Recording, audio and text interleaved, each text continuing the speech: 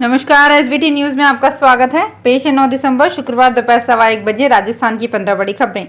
सबसे पहले एक नजर डालते हैं आज के हेडलाइंस पर। कॉलेजियम बैठक का ब्यौरा मांगने वाली याचिका खारिज। गेहूं व दालों के भाव में आई तेजी। भारत जोड़ो के यात्री ने 18 किलो वजन घटाया। राहुल रोज पूछते हैं कितना घटा। स्कूलों में मूल निवास प्रमाण पत्र बनाने के आदेश। झुंझुनू में प्रक्रिया शुरू नहीं।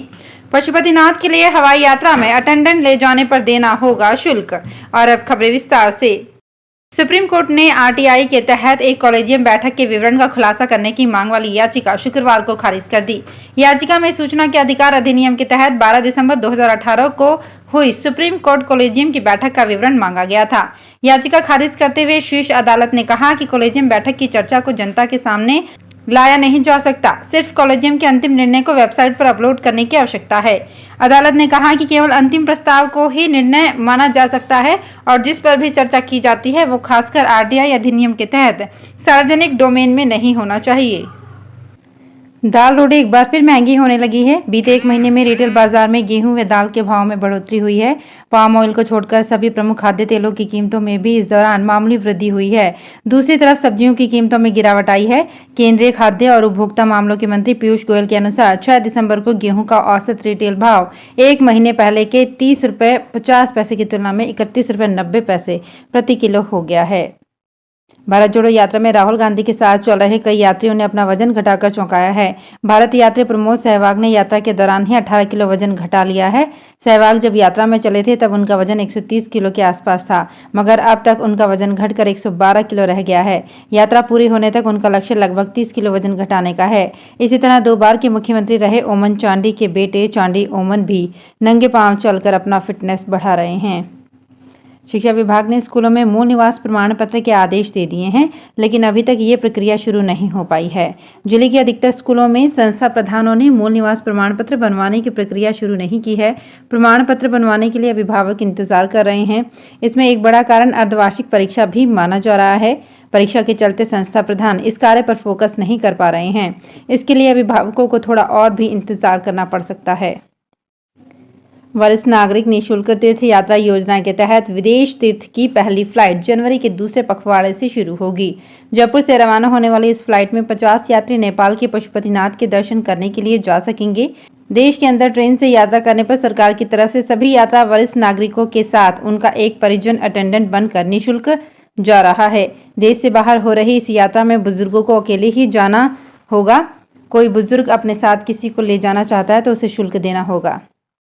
राजस्थान हाईकोर्ट के जस्टिस विजय बिश्नोई ने जयनारायण व्यास विश्वविद्यालय को याचिकाकर्ताओं की अगली सुनवाई तक नियमितीकरण कर अनुपालना रिपोर्ट पेश करने के निर्देश जारी किए, अन्यथा रजिस्ट्रार को अगली सुनवाई पर हाजिर रहने का आदेश दिया।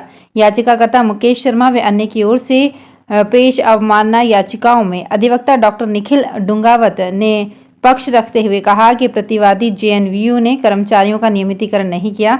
इसके खिलाफ एकल पीठ व खंडपीठ के नियमितीकरण का आदेश पारित किया था। अजमेर में ऑनलाइन ठगी की वारदात लगातार बढ़ रही है। बदमाशों ने एक बार फिर एक बुजुर्ग को निशाना बनाते हुए उसके अकाउंट से 44,000 रुपये विड्रॉ कर लिए। ठगों ने पीड़ित को बिजली का बिल बकाया बताकर उसे एक ऐप डाउनलोड करवाया और फिर बातों में उलझाकर उसके साथ फोन पे के जरिए वारदात को अंजाम दिया। बुजुर्ग ने मामले की शिकायत कृष्णगंज थाने में दर्ज करवाई है। कॉलर ने कोटरा के सज्जन सिंह को बिल ऑनलाइन जमा नहीं होने का झांसा दिया और कहा कि वो 10 रुपये ऑनलाइन जमा करवाए। बॉलीवुड की मशहूर जोड़ी सैफ अली खान और करीना कपूर इन दिनों अपने परिवार के साथ जैसलमेर में हैं। दरअसल गुरुवार 8 दिसंबर को अपने जमाने की मशहूर अदाकारा सैफ अली खान की मां और करीना कपूर का जन्मदिन था। शर्मिला टैगोर का जन्मदिन मनाने के लिए नवाब परिवार ने जैसलमेर को चुना। वे चांदन स्थित एक निजी रिजॉर्ट में रुके हैं। गुरुवार शाम उन्होंने जैसलमेर के लोक कलाकारों के साथ रेत के टीलों पर शर्मिला टैगोर का जन्मदिन मनाया।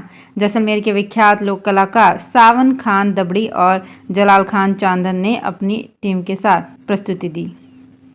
भारत निर्वाचन आयोग की ओर से विशेष योग्यजन को घर से ही मतदान सुविधा जल्द ही उपलब्ध करवाई जाएगी। इसके लिए निर्वाचन विभाग नवाचार कर रहा है। घर से मतदान की सुविधा सिर्फ 40% या अधिक निर्योग्यता वाले विशेष योग्यजन को ही दी जाएगी। इसको लेकर चुनाव आयोग ने काम शुरू कर दिया है। झालावाड़ जिले में अभी मतदान सूची में योग्यजन प्रमाण पत्र अपडेट कराए जा रहे हैं। चुनाव विभाग 11 दिसंबर को झालावाड़ में अलग से काउंटर लगाकर प्रमाण पत्र अपडेट करेगा। अजमेर में भिक्षावृत्ति से मुक्ति अभियान के अंतर्गत पहली कार्यवाही करते हुए 35 वर्षों से एक ही स्थान पर बैठकर भिक्षावृत्ति करने वाली नानी को समझाइश कर अपना घर भेजा गया।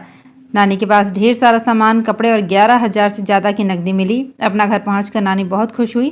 सेंट्रल जेल के पास लगभग 85 वर्षीय बुजुर्ग महिला लंबे समय से रहकर भिक्षावृत्ति कर रही थी। उसकी मानसिक स्थिति भी सही नहीं होने के कारण अपना नाम मीरा बताने के अतिरिक्त कोई सूचना देने में असमर्थ थी। जोधपुर एयरफोर्स स्टेशन पर रॉक पिजन यानी कबूतर सहित पक्षियों की 22 से ज्यादा प्रजातियां फाइटर के साथ सिविल विमानों के लिए खतरा बनी हुई हैं। दिन में लैंडिंग व टेक ऑफ के दौरान मंडराते इन पक्षियों से 500 से 1000 करोड़ रुपए से ज्यादा महंगे विमानों पर बर्ड हिट की हर समय आशंका बनी रहती है। इन्हें भगाने के लिए एयरफोर्स की एयर सेफ्टी यूनिट 12 घंटे तक 38 जनों की फोर्स सक्रिय रहती है। एयरबेस के आसपास से कबूतर सहित 22 प्रजातियों के पक्षियों से हीट का खतरा बना रहता है।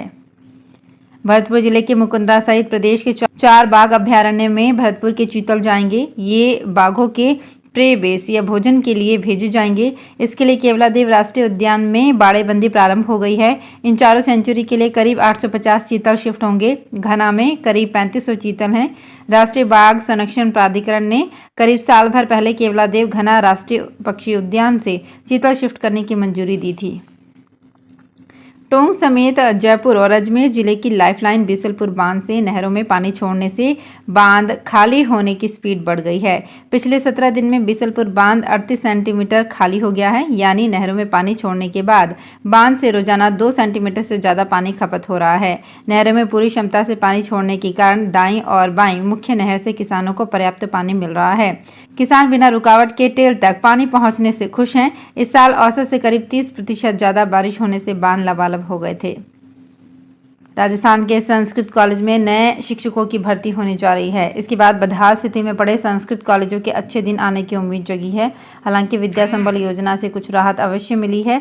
स्थायी शिक्षकों की नियुक्ति से न केवल स्टूडेंट को फायदा होगा, बल्कि संस्कृत शिक्षा को भी नए अवसर मिल सकेंगे। राज्य सरकार की ओर से संस्कृत कॉलेजों में शिक्षकों के स्थायी पदों को भरने की कवायद शुरू हो रही है। इसके लिए आरपीएससी को अभ्यर्थना भेजी जा रही है। जोधपुर एयरबेस की सुरक्षा में बर्ड हिट के साथ अब नीलगाय का खतरा मंडराने लगा है। साथ ही एशिया के सबसे बड़े एयरफोर्स स्टेशन के कैंपस में 100 से ज्यादा नीलगाय ने डेरा डाल रखा है। कुछ साल पहले इनकी संख्या बहुत ही कम थी, जो अब बढ़कर 100 से ज्यादा हो गई है। इससे एयरबेस से उड़ने वाले फाइटर जेट के अलावा सिविल विमान व उपकरणों की सुरक्षा को खतरा है। जल्द ही वन विभाग की टीम नीलगायों को ट्रैंकुलाइज यानी बेहोश का इंजेक्शन लगाकर उन्हें कैंपस से बाहर जंगल में शिफ्ट करेगी। तो फिलहाल इस बुलेटिन में इतना ही। फिर हाजिर होंगे कुछ और बड़ी खबरों के साथ। अगर आप भी अपने आसपास की छोटी बड़ी और महत्वपूर्ण खबरों से अपडेट रहना चाहते हैं तो सब्सक्राइब कीजिए हमारे चैनल एसपीटी न्यूज को और प्रेस कीजिए बेल आइकन पर।